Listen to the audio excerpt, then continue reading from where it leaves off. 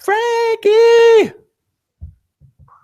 Welcome to another edition of EverybodyHatesCleveland.com, the podcast.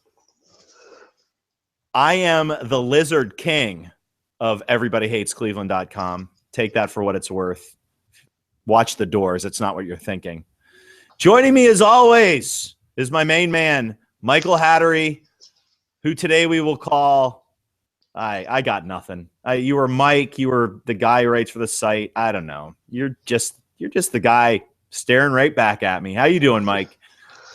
Oh, I'm wonderful. I am the guy staring right back. I am the executive director of staring. And I also say occasionally insightful things. So we're going to see if we can find one of those today. I kind of like that. The executive director of staring. That's beautiful. That's a beautiful thing. We will not edit that out. That's something that's going to stay and put.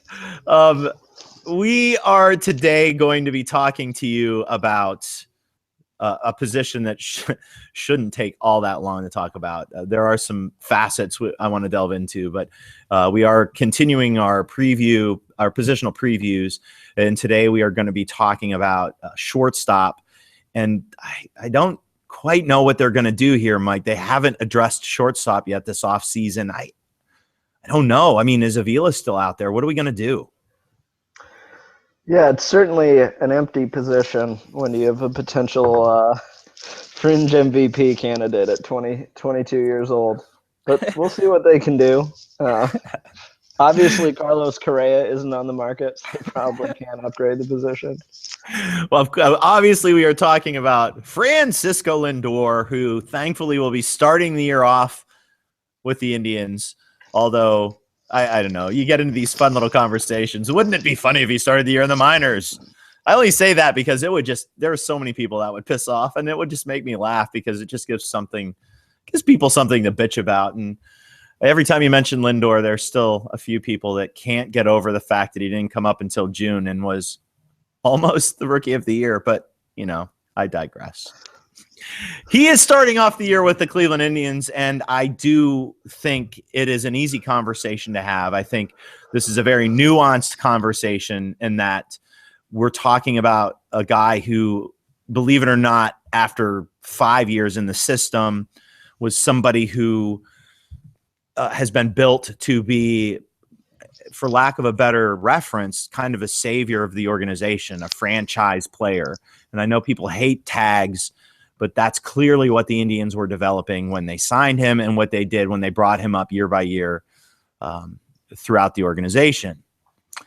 He comes up to the club and, dare I say, even surprises the most ardent of Francisco Lindor fans by hitting with power.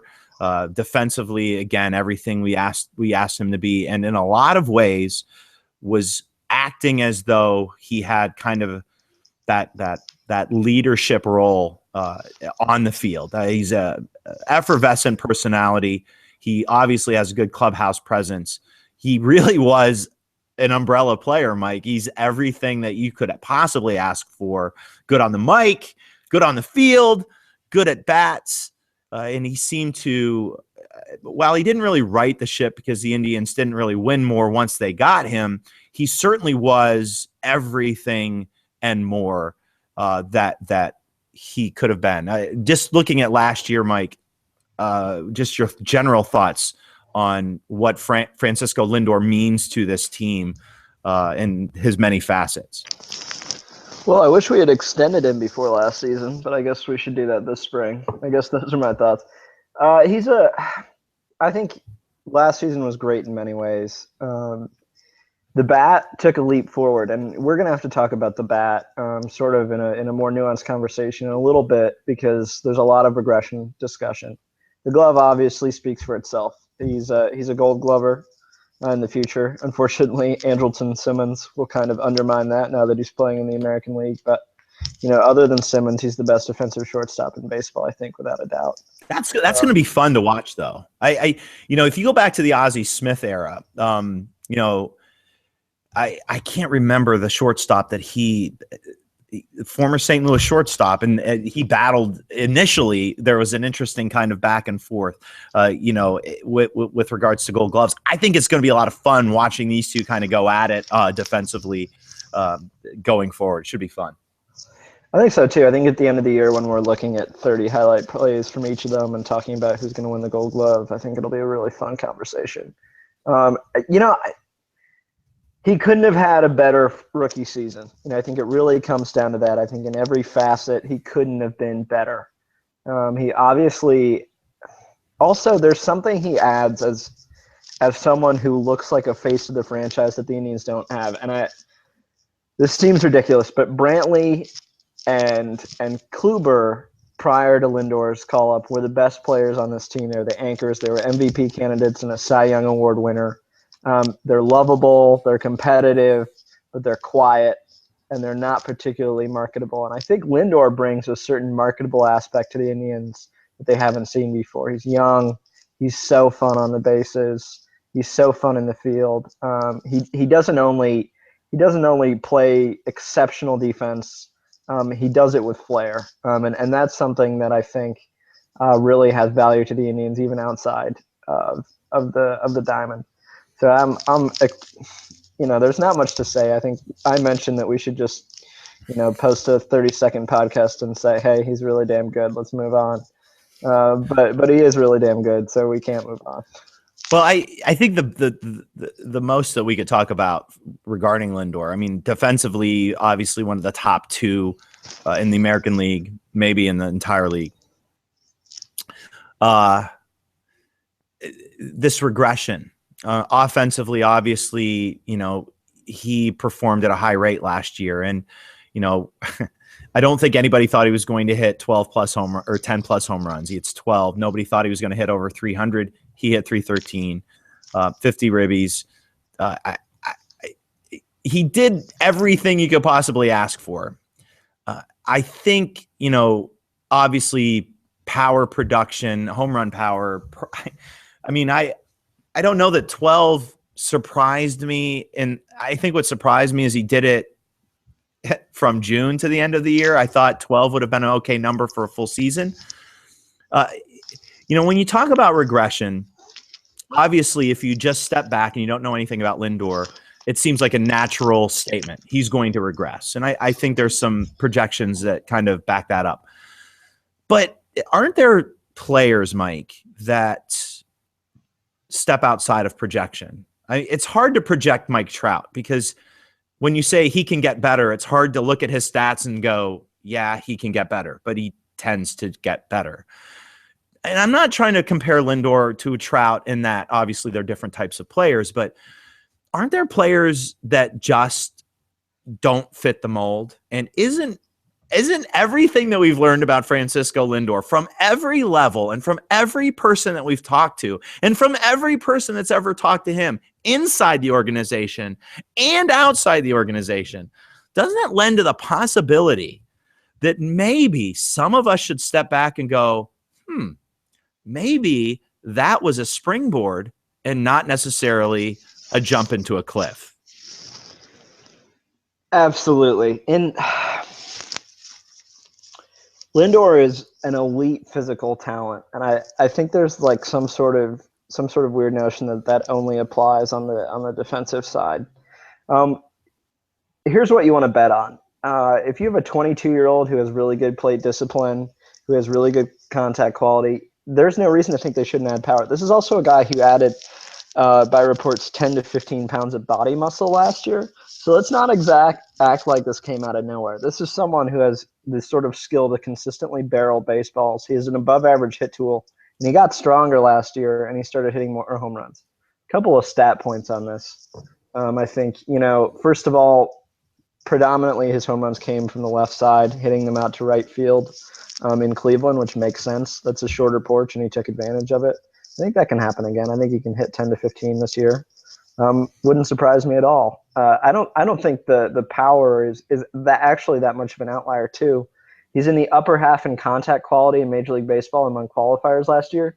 And just for people who were similar or below him in terms of average velocity off the bat on fly balls and line drives, Michael Brantley was a little worse than him, or very similar. Mookie Betts, Kyle Seager, Dustin Pedroia, Josh Reddick are sort of similar comps in terms of the exit velocity on fly balls and line drives. And those are things where the higher the exit velocity, the better results you're going to get. So, whether he sustains that or not, I think we have pretty positive indicators that he's making really good contact quality. He added a little muscle. He's 22 years old. Maybe the batting average regresses a little bit, but I think the power tool is a little more real than people think it is. Well, I think it's going to be a lot of fun watching this kid play a full season. It's going to be a lot of fun watching him develop throughout a year, hopefully staying healthy. Lindor is unlike a player. I mean, we haven't seen a Lindor type player on this team, I think, and this is just a personal opinion, since the 90s. And don't get me wrong, we've had some great pitchers, from Sabathia to Cliff Lee to Cy Kluber. So I don't want people to get the wrong impression on what I think about the roster. I think this is what speaks to Lindor.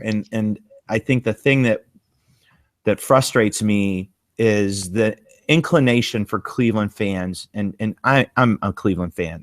This is not me standing above others. I'm just trying to offer some psychiatric help. I think the inclination for Cleveland fan is to throw out the word regression. And to be fair, in a game like baseball, 9 times out of 10, that's going to be the correct statement. And it may be. I mean, this is his quote unquote sophomore year. And we know about, the rumored sophomore slump and whatever. People start to figure people out. The other side of this, though, Mike, is this is a guy who, again, as I've said, from every nuanced category of people in the know, I've never heard one bad thing about the kid. Not a one. Not a one. He handles himself right. He listens to the trainers. He listens to the coaches. He listens to his mom and dad. What more can you ask for from a corn-fed young baseball player like Francisco Lindor? I mean, this is a guy to me that seems special. Now, am I perhaps putting him up on a pedestal? I'm a 44-year-old Cleveland Indians fan. I know what the pedestal is like here in Cleveland. So, I just think Lindor is that much special. I cannot wait to see the effects that having him on the team, in the clubhouse, and on the field defensively does in a domino sort of way as the year progresses, especially with a guy like Napoli at first who can play some D, and a guy like Uribe or Urshela at third who can play some D, and a healthy Jason Kipnis who can play some D. We're going to have a lot of smiling pitchers, and I think a lot of people are pointing to this offense and saying we didn't do enough to make this team better. But if our starting rotation is helped by Lindor and company, which I'm going to start calling them now in the infield, that could be 3 or 4 wins right there. And we all know 3 or 4 wins could be a massive difference in the American League this year, don't you think? Yeah, I think they could be I think it's pretty easy to assume they're going to be the best team in the American League, barring starting pitcher injury, at preventing runs. And the way to win games, you need a little luck, and, hopefully they have it this season. But Oh yes, by the way, guess who's backing up Lindor at short? J-Ram! J-Ram! We're going to come up with a song, and there eventually will be a podcast where we sing it. The J-Ram song. Of course, they'll probably trade him by then, but that's neither here nor there. One last thing regarding, you mentioned something that kind of stuck in my head. Let's not forget that the Indians are famous for signing guys in February and March. I don't think they're going to sign Lindor this year. I did think they were going to sign Carrasco and Kluber and got slammed for it last year. And then they signed Carrasco and Kluber. So I don't think they're going to sign Lindor this year. I still think it's possible that they might. I mean, what do you think, Mike? I mean, I know if you're a sensible Cleveland fan, doesn't make sense to sign a guy who's only played 99 games, blah, blah, blah. But, I mean, am I overthinking this? I mean, Lindor is special. I mean, am I over specialing Lindor? Like, shouldn't we sign this guy? I mean, isn't this guy going to be special? And don't we want to maybe get him while he's moderately cost effective? No, I wasn't kidding when I said that I wanted them to sign him last year. I think his glove alone creates his floor so high that, whatever he does with the bat is just gravy. I mean, his glove is that good. So I wasn't kidding when I said I was hoping they'd do the Longoria on him and sign him before he played a major league game to a 6 years, buy out his arbitration, and then get an option year. They should do it now. They should do it yesterday. They should do it the day before yesterday. It just makes sense. If you get an option year or two with him, you have a franchise player for 7-8 years. That's incredible. So let's do that. So to me, Lindor and Salazar should both be done at the end of spring training. If they get one done, I'll be content. But I want Lindor the most. I love Salazar, incredibly high on him making another leap this year. But starting pitchers with Tommy John surgeries are, having their long-term control is not as valuable as having a 22-year-old shortstop who is, a 4-win player. We're eventually, I think, going to project out this team as we get closer to the opening day. I can't wait to talk projections for Francisco Lindor.